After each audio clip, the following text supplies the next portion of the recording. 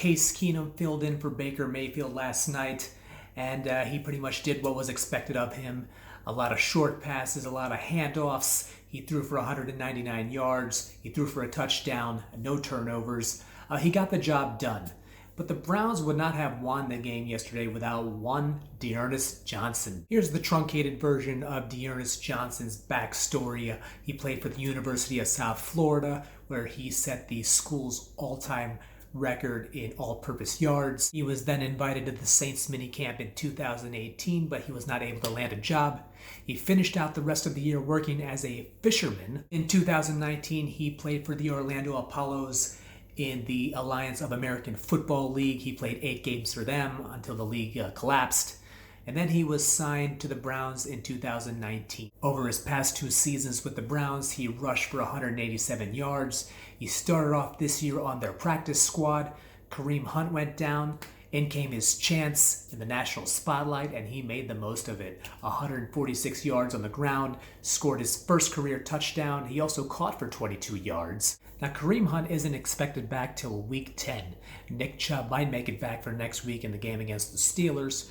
So, D'Ernest Johnson and Nick Chubb, they could make one hell of a 1-2 punch. Other notables from the game, Jarvis Landry and Odell Beckham both played. They were game-time decisions.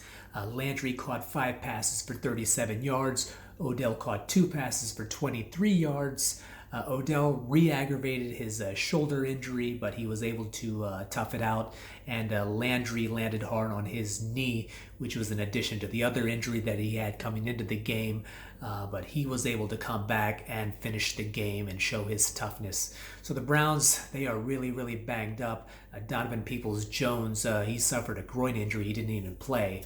So I'm sure they are looking forward to this 10-day rest before they play the Steelers at home in Week 8. Now, as for the Denver Broncos, they have lost now 4 games in a row. There was a lot of hype around them in the beginning of the season when they started off 3-0. But those 3 wins, they came against the Jets, the Giants, and the Jaguars. So you had to take those wins with a grain of salt. Teddy Bridgewater, he did start the game. He was banged up. A lot of Broncos, they're pretty injured too as well. Teddy B, he didn't do much. I was actually surprised that he finished the game. I thought at one point they were going to put in Drew Lock in place of check down Teddy, but that did not happen. He finished the game. Teddy Bridgewater, his whole career, he's pretty much been a game manager. Drew Lock, he's always been wildly inconsistent. So the Broncos, they have a big question mark at the QB position on what to do. Could they get in on the Deshaun Watson sweepstakes? From everything that I've been hearing, he's headed to Miami. Maybe they'll try to lure in Aaron Rodgers after his contract is up this year. I know next year's quarterback class, as far as the draft goes, is pretty weak. So who knows? They might be stuck with Teddy B and Drew Lock again for another year, not by choice. Going back to the Browns, the trade deadline is November 2nd. And Kareem Hunt, best case scenario, he could be ready by week 10. Nick Chubb, there's a strong chance he'll be playing next week. So what happens then? They could have 3 running backs.